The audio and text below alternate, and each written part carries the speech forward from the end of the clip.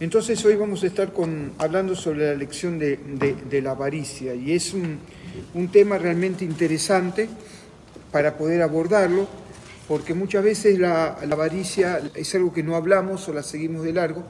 Sin embargo, hoy estaba estudiando un poco sobre este tema y me he encontrado que aproximadamente encontramos 108 versículos bíblicos que nos hablan sobre la avaricia. O sea que la palabra no le resta importancia, sino que es un tema que nos cabe a nosotros para poder también estar alertas y advertidos sobre este tema.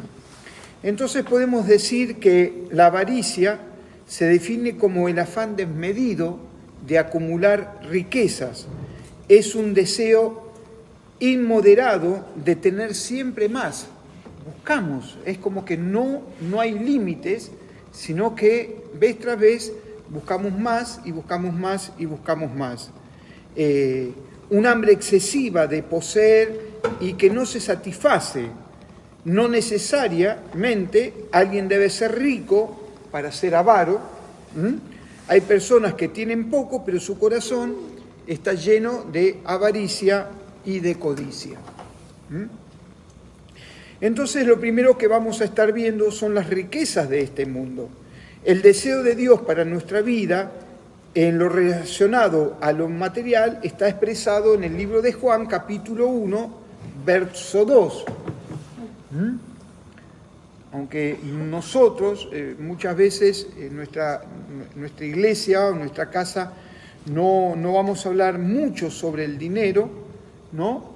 O sobre la prosperidad, como en muchos ámbitos y lugares se está tocando este tema de la doctrina de la prosperidad.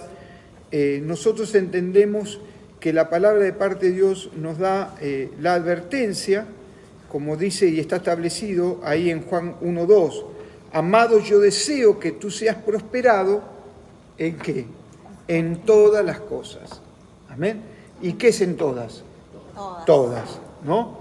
Entonces, esto nos da un reflejo de que no solamente tenemos que prosperar en algunas, sino que Dios nos invita a ser prosperados en todas las cosas.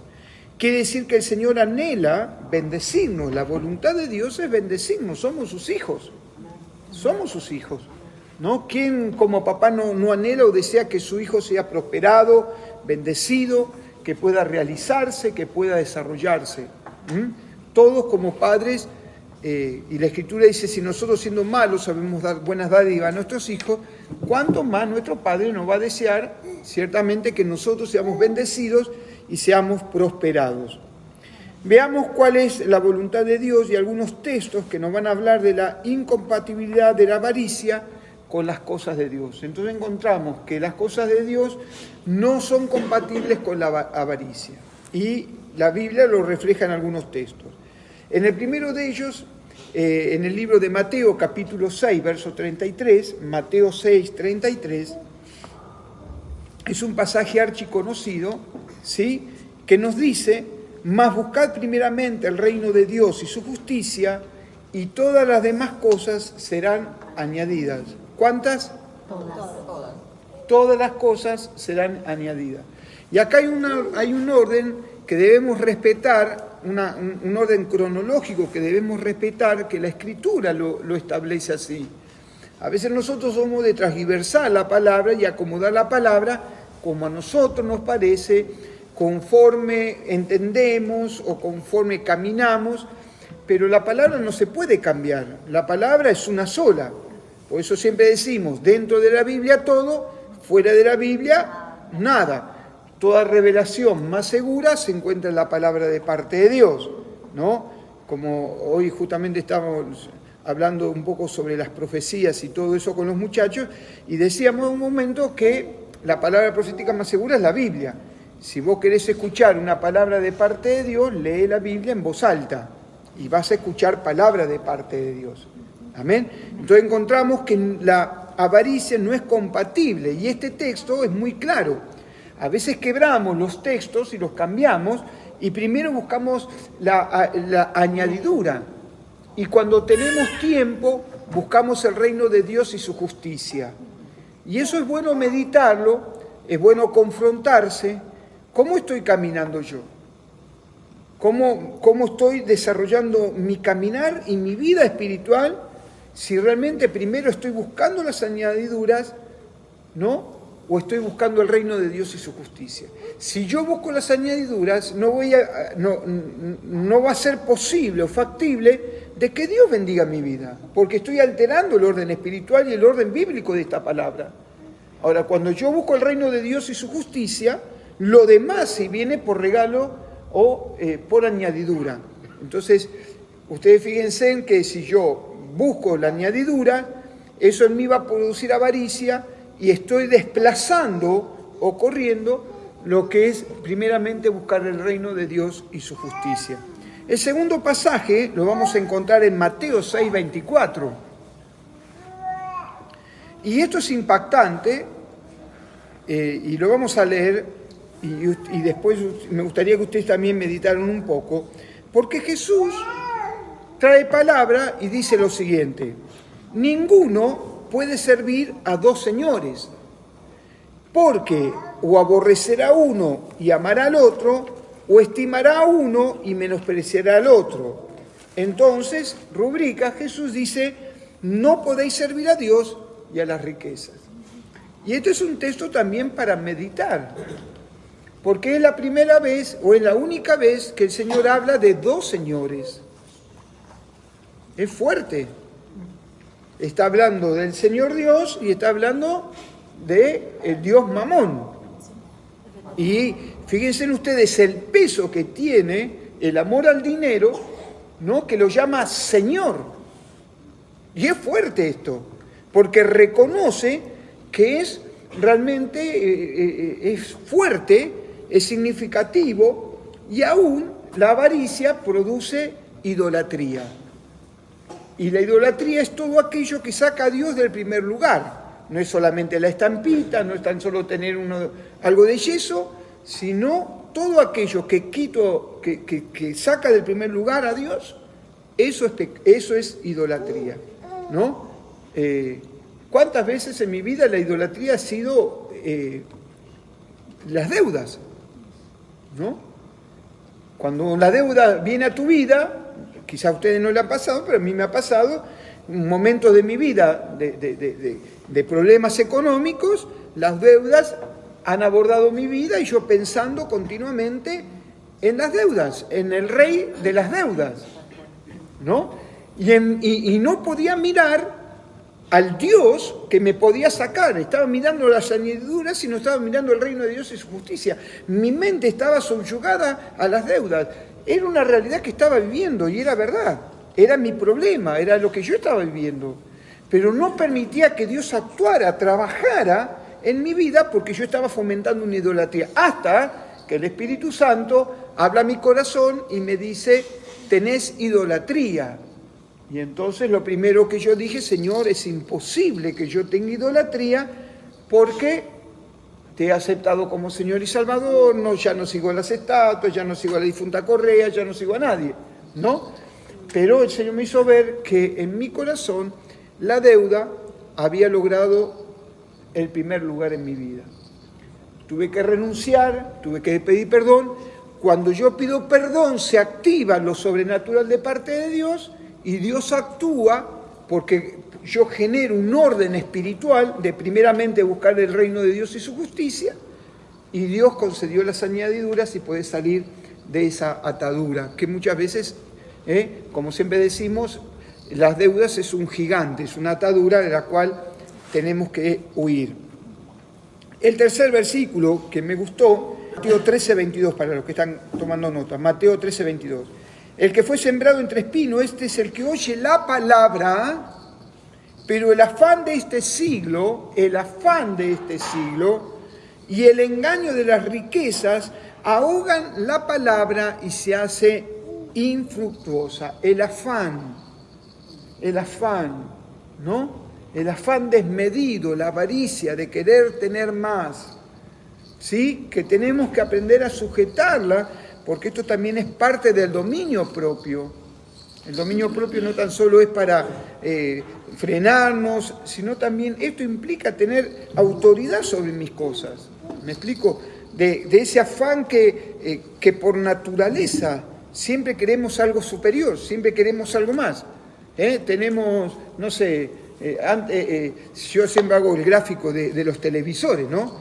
Cuando comenzamos teníamos un televisorcito de 14 pulgadas y estábamos maravillados, y era de color blanco y negro, ¿no? Pero después fuimos a lo del vecino y vimos que nuestro vecino tenía ya uno de 14, pero era de color, y dijimos, qué lindo que se ve, ¿no? Y después del 14 pasamos al de 24, y después el de 24 el de 32, y hoy ya vos vas a los supermercados y ves una pantalla que ya te llenan el living de tu hogar, ¿no? Y dices, qué lindo que se ve. Entonces, ese afán desmedido que nos va llevando de continuo nos impide ver la manifestación de parte de Dios, porque nuestra cabeza está siempre tratando de suplir nuestras necesidades. Cuidado con esto, porque el afán de este siglo y el engaño de las riquezas ahogan la palabra de parte del Señor. Amén. Dejamos de permitir que Dios se glorifique en nuestras vidas y somos nosotros. Marcos 10:23, acá nos dice que es muy fuerte. Cuán difícil es entrar en el reino de Dios a los que confían en las riquezas. ¿Por qué? Porque esto nos habla de una idolatría. Llamamos al dinero Señor, llamamos a todas las cosas Señor, y esto fomenta idolatría en nuestro corazón, y esto nos puede llegar a hacer perder de la voluntad de Dios. Confiemos, dice que hay un juicio, o el juicio de Dios sobre la avaricia. Hay un juicio de parte de Dios. Dios no comparte esto. La avaricia, tal como lo expresa en la Biblia, Marcos 7:22. El adulterio, la avaricia, la perversidad, el engaño, los deseos sensuales, la envidia, la calumnia, el orgullo y la necedad. Todas esas vilezas provienen de adentro, esas son las que los contaminan. ¡Wow! Fíjense ustedes en qué nivel está poniendo Jesús la avaricia, como un pecado de aquellos que podemos decir, entre comillas, groseros, ¿no? Porque dice los hurtos, las avaricias, la versión Reina Valera 60, los hurtos, la avaricia, las maldades, el engaño, la lascivia, la envidia y la maledicencia, la soberbia y la insensatez. ¡Wow! Entonces, cuidado con esto, porque muchas veces se puede deslizar esto en nuestro corazón, ¿no? Y podemos llegar a perder el objetivo a la cual Dios nos ha llamado. Dice, sale de lo profundo del corazón del hombre, o sea que la avaricia está dentro de nosotros, ¿no? Es parte de nuestra naturaleza humana. Hoy hablamos con la pastora y decíamos, ¿cuál fue la primera avaricia del hombre?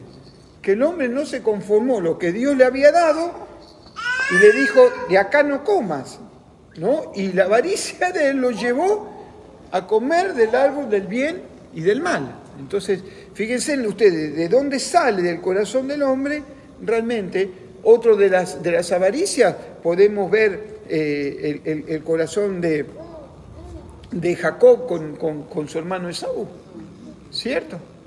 ¿No? Desesperado, anhelando tener la bendición, ¿no? Y el otro pobre Esaú que desperdició, quería más el guiso, no lo pudo más, la avaricia de comer ese guiso, que no sé cómo estaría de bueno, pero que lo llevó a entender eso. No tan solo estaría bueno, sino que su corazón estaba apartado y separado de lo que Dios tenía para su vida. Amén. Entonces, en el libro de Efesios capítulo 5, verso 5, nos dice que ningún fornicario o inmundo o avaro, guarda, es fuerte, ningún fornicario o inmundo o avaro que es idólatra tiene herencia en el reino de Cristo y de Dios. Efesios 5:5. Fíjense en ustedes, no tiene, dice, no tiene herencia, que es idólatra, tiene herencia en el reino de Cristo y de Dios. Entonces, cuidado con la avaricia, porque no es algo por menor, sino que quizás podamos caer sin querer, queriendo, dijo el Chapulín o el Chavo, ¿no? La idolatría del avaro consiste en adorar sus bienes materiales antes que Dios. Y siempre, y esto vamos a recalcar, Dios no quiere que tengamos un buen pasar, sí que lo quiere. Dios no quiere que nosotros podamos desarrollarnos y crecer, Dios lo quiere, sí que lo quiere. La voluntad de Dios es que nosotros podamos vivir quietos y reposadamente. Ahora, lo que nosotros no debemos titubear es en sacarle a Dios el primer lugar. Que los afanes de este mundo, que la avaricia nos lleve a dejar las cosas de parte de Dios. Nosotros tenemos montones de testimonios donde hay gente que nos ha dicho, pastor, ore por nuestras necesidades, pastor, necesitamos tener un trabajo, y bueno, y los pastores oramos, ¿no? Y Dios los bendice por su misericordia, y no por los pastores, pero Dios los bendice, y vos ves que ellos comienzan a prosperar, ¿no? Y comienzan a prosperar y ser bendecidos. Y en un momento se comienzan a olvidar de las cosas de Dios. Y en un momento comienzan a decir, bueno, che, no te vi el domingo. Y no, pastor, compramos el autito y ahora, como trabajamos toda la semana, dice, queremos descansar en familia y nos vamos a pasear. Y está mal pasear, no bajo ningún punto de vista, pero corriste el eje por lo cual Dios bendijo tu vida. Y Dios no te da algo para que vos te apartes o te separes, sino para que lo disfrutes en el momento justo y indicado. Amén. La necedad, ¿no?, del avaro. El avaro no tiene real conciencia de lo temporal de esta vida y de lo inútil que es acumular riquezas en este mundo. Se obnubila. Más, quiero más, quiero más. Tenía una piecita de 1 por 1. Bueno, ahora quiero una pieza de 2 por 2, ¿sí?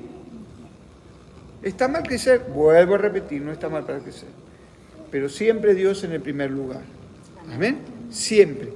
El avaro siempre busca más, siempre quiere más, siempre quiere más. Cuidado con esto. Siempre la tarjeta en rojo, siempre ahí. Yo digo que la tarjeta, y algunos agarran la cabeza, siempre digo que la tarjeta es ese material plástico que se convierte en elástico. ¿Sí? Se hace, o se hace de goma, por así decirlo. Entonces, un consejo, nunca pague con tarjeta para comprar alimentos. Es el peor error que podemos cometer. Amén. No compre para alimentos en cuotas, porque va a llegar un momento donde se le va a generar un bollo, ¿sí?, que después va a ser muy difícil salir de él. Usted tiene que meditar, ¿no? Usted tiene que pensar cómo desarrollar conforme a lo que usted gana. Yo sé que hay muchos hombres y mujeres de fe que gastan más de lo que pueden. Después vienen los problemas. Amén. Se termina la fe cuando llegamos, llega el día 10 el vencimiento y no llegamos, ¿sí o no? Entonces, de acuerdo a nuestra ganancia, es que nosotros podemos repartir y decir, bueno, llegamos a esta cuotita, no llegamos a esta cuotita, tenemos que ser sabios, porque si no, eso también es parte de nuestra avaricia, ¿no? La otra vez hablaba con un hermano y me pedía consejo, dice, pastor, se me dio la bendición, él ya tiene un autito. Y me dice, pastor, me dieron la posibilidad de comprar una camioneta. Le digo, interesante. Sí, pastor, digo, ¿vos la podés pagar? Y sí, dice, conforme él me dijo, porque es un compañero de trabajo, y él me dijo que me la da a pagar en cuotas que yo puedo pagar. Metele para adelante entonces. Porque vos estás generando capital con eso. Vos estás generando un capital que el día de mañana para vos te va a servir.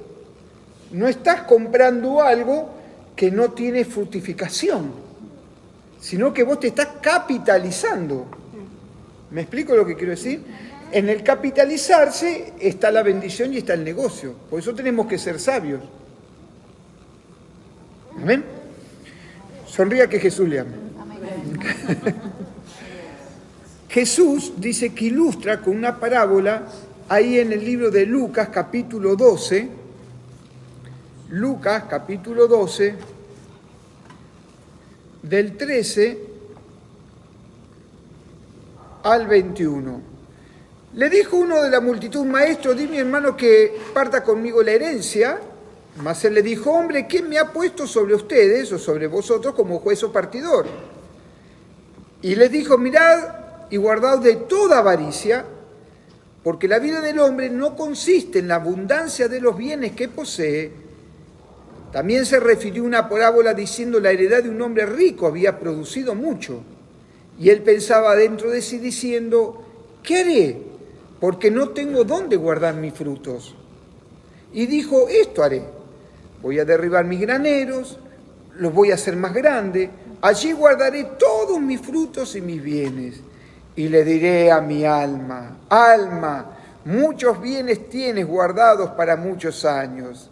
Repósate, come y bebe, regocíjate. Pero Dios le dijo: necio, esta noche vienen a pedirte tu alma, y lo que has provisto, ¿de quién será? Así es el que hace para sí tesoro y no es rico para con Dios. Más claro, echale dos gotitas de lavandina y ya se te aclara el panorama. Tremenda palabra de parte del Señor. Nuestra posición. ¿Cuál es nuestra posición con respecto a la avaricia? Y nuestra posición es que nosotros somos mayordomos de los bienes del Señor. Nada es nuestro. Nada nos pertenece. ¿Sí? Así como vinimos, volvemos. Nada. Alguien dijo que el cajón, la mortaja no tiene bolsillo. ¿No? Me impacta la despedida de Alejandro Magno, ¿no? Cuando he llevado y mostrado a toda al mundo este gran emperador, este gran hombre de conquista que había conquistado casi la mitad o casi el mundo de su época. Y dice que una de las cosas que él les pidió, que cuando llevaran su cuerpo pusieran sus manos y sus palmas al costado del féretro. Y le preguntaron: ¿para qué? Para que ellos entiendan que me voy como volví, con mis manos vacías, ¿no? Y es una lección interesante, porque nada de lo que tenemos es nuestro, ¿o no? ¿Cuántos de nosotros hemos visto que decíamos esto es nuestro y al otro día se evaporó, se escapó? Un sueño, un trabajo, algo que dijimos me pertenece, y el Señor nos tuvo que enseñar y mostrar de que nada nos pertenece, sino que nosotros en este tiempo actuamos como mayordomos de parte del Señor. Cuando le entregamos nuestra vida al Señor, todo lo que somos y tenemos pasa a ser todo de Él. Ya nada es nuestro.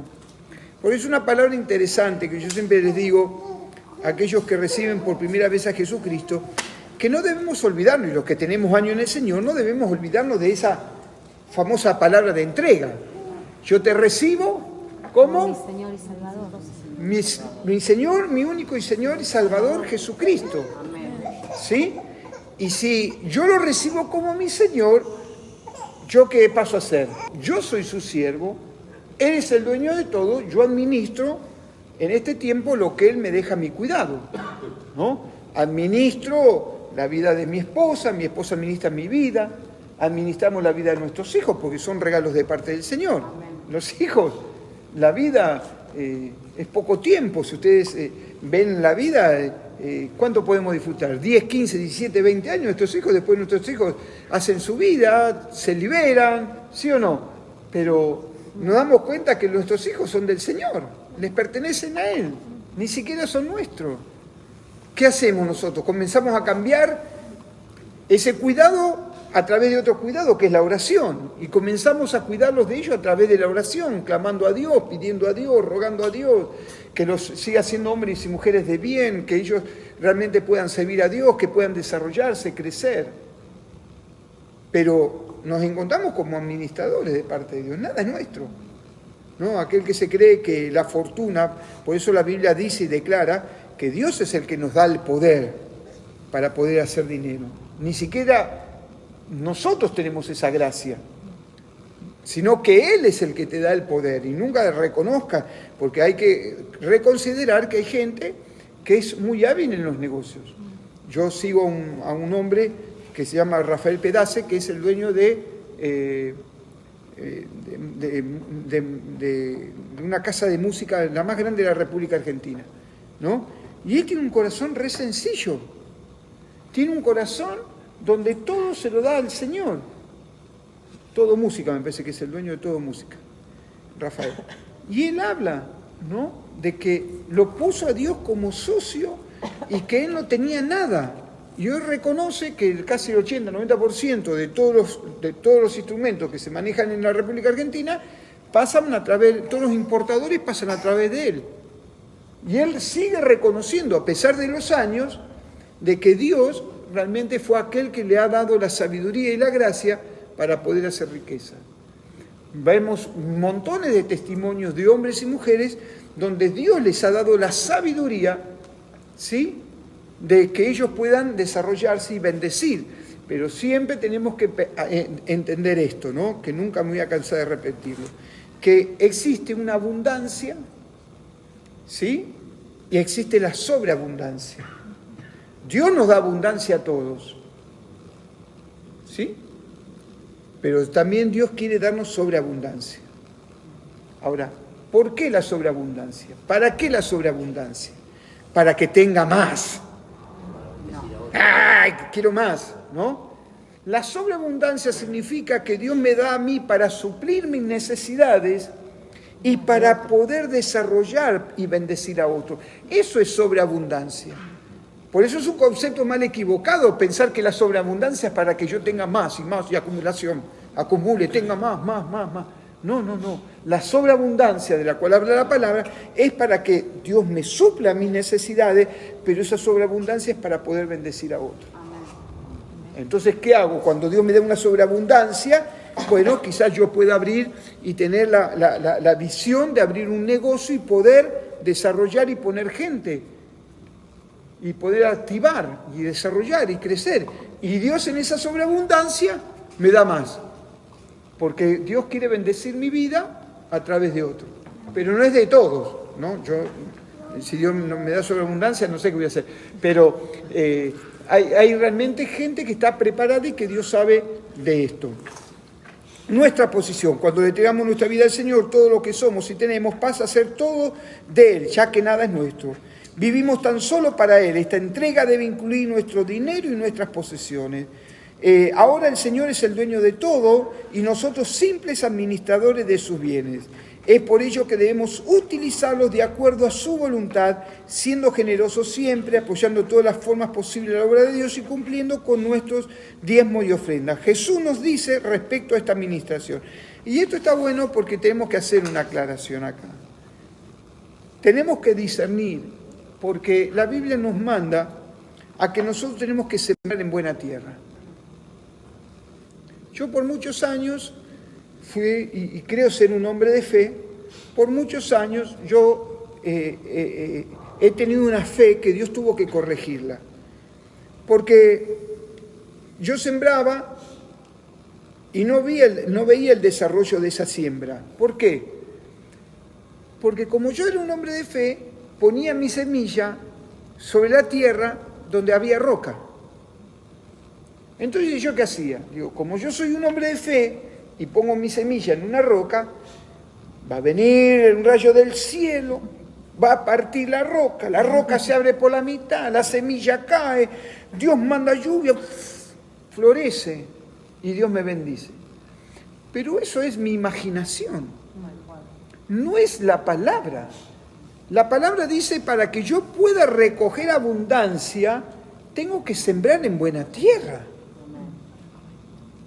Entonces, para poder ser bendecido, por más que tengas fe, por más que seas súper espiritual, por más que tengas revelación, si vos no sembrás en buena tierra, nunca vas a recibir fruto de esa semilla. Por eso eso es ser sabio y desarrollar sabiduría.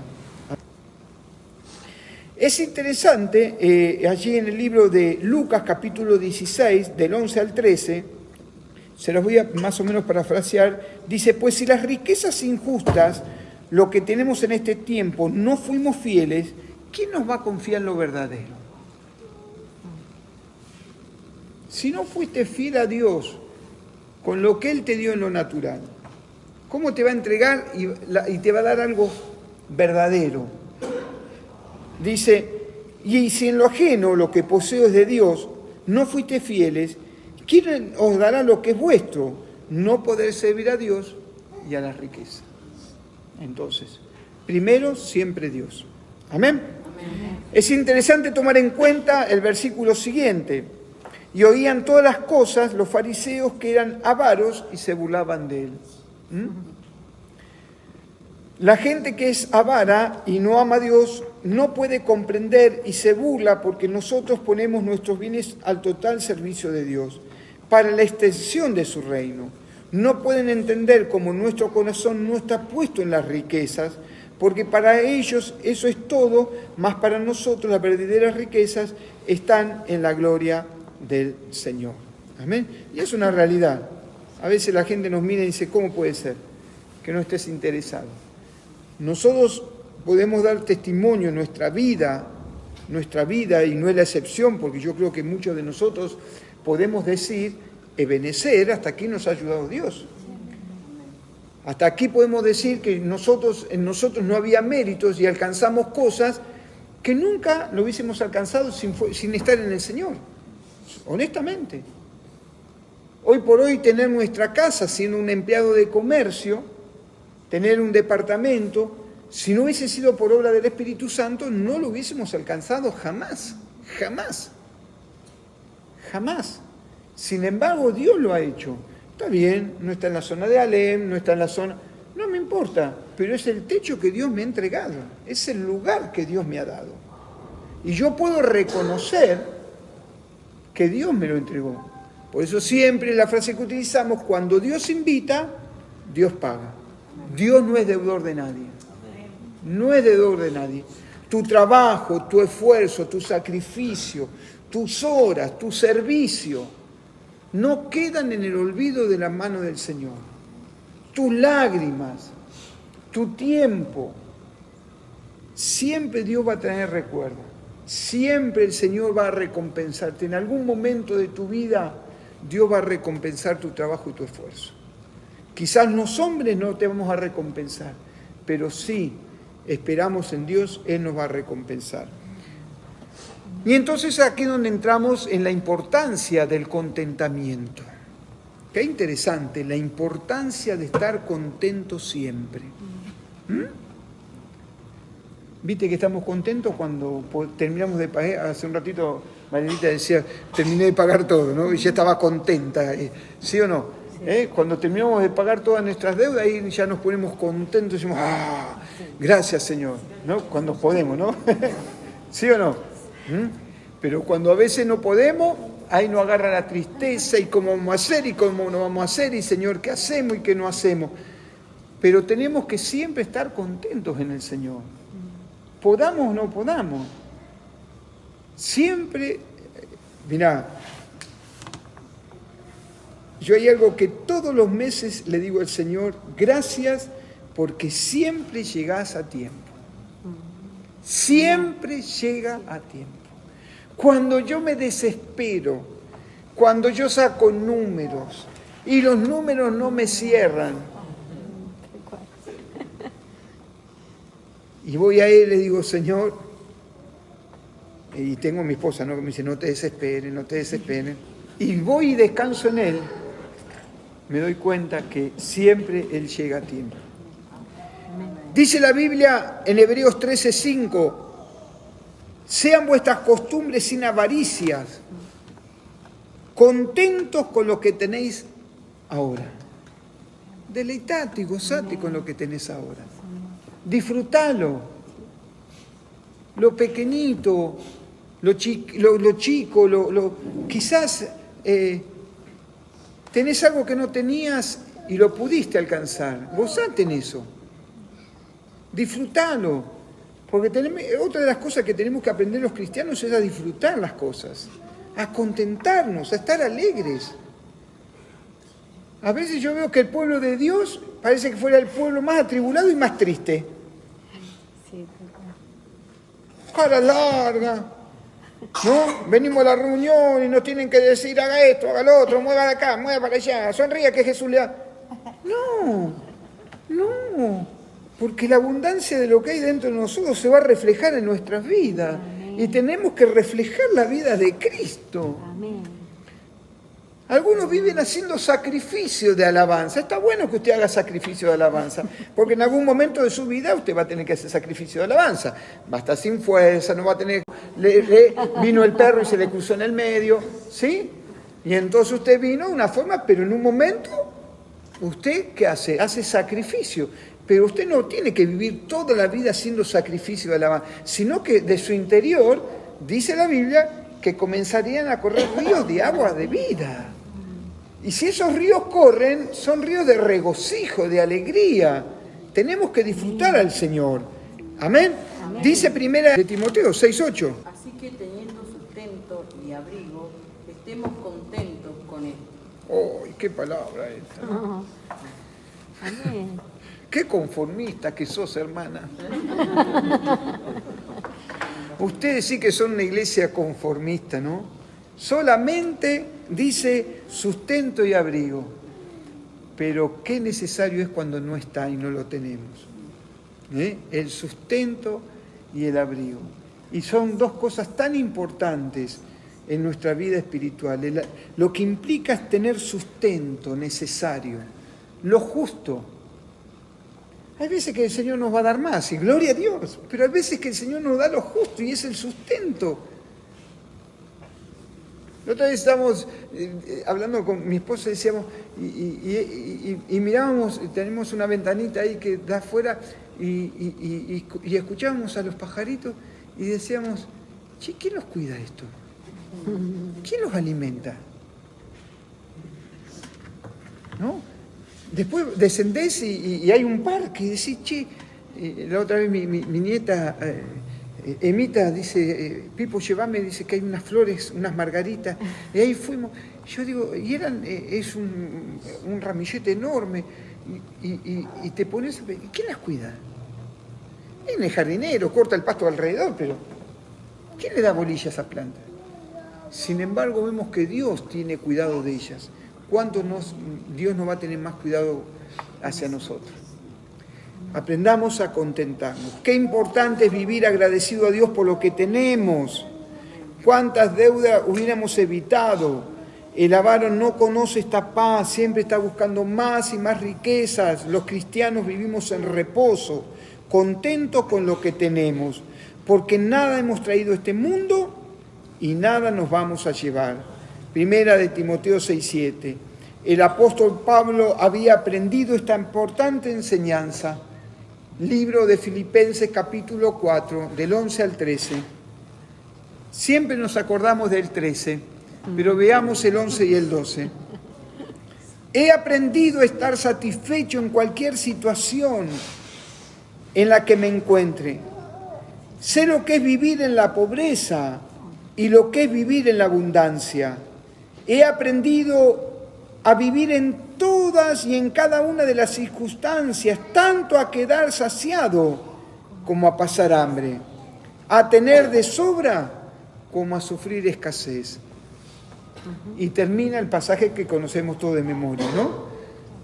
Todo lo puedo en Cristo, porque Él me fortalece. Entonces empecemos ahí, diciendo, Cristo me fortalece, y estoy contento. Estoy alegre porque he visto y he pasado diferentes situaciones. Creo que cada uno de nosotros, porque así es la vida. La vida es así.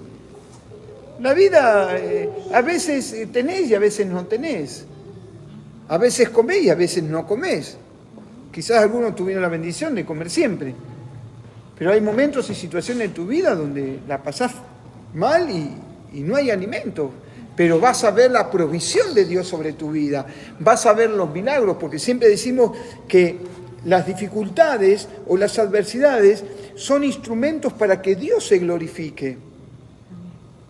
Porque cuando no tenemos nada es donde aparece la misericordia y la bondad de parte de Dios. y nos nutre y nos ayuda y nos bendice. Conclusión, desechemos la avaricia porque es raíz de todos los males el amor al dinero. Desechemos. Centremos nuestra mirada en Cristo, en buscar el reino de Dios y su justicia. Y nosotros como pastores podemos dar testimonio de que Dios se encarga de cada una de tus necesidades. Lo hemos vivido. Podemos decir como el salmista, he sido joven, ¿no? Y envejecido. Y hemos envejecido. Y no he visto justo desamparado, ni su simiente. La experiencia del salmista, nuestra experiencia, a lo largo del camino del Señor, transitado todos estos años, hemos visto esta verdad espiritual y la vamos a seguir viendo porque Dios es fiel. Porque Dios es fiel. Desechemos la avaricia porque es raíz de todos los males el amor al dinero. Seamos sabios administradores del Señor, usando sus bienes generosamente para su obra y haciendo tesoros en el cielo, donde está nuestra esperanza. Yo siempre digo, el mejor banco donde depositar el dinero está en el banco de los cielos. Viste que cuando el dólar aumenta, las tasas de interés aumentan, ¿no? ¿Sí? 40, 50, ¿no? Los intereses que te dan el cielo son del 100%. 100%. Y no te hace faltar nada.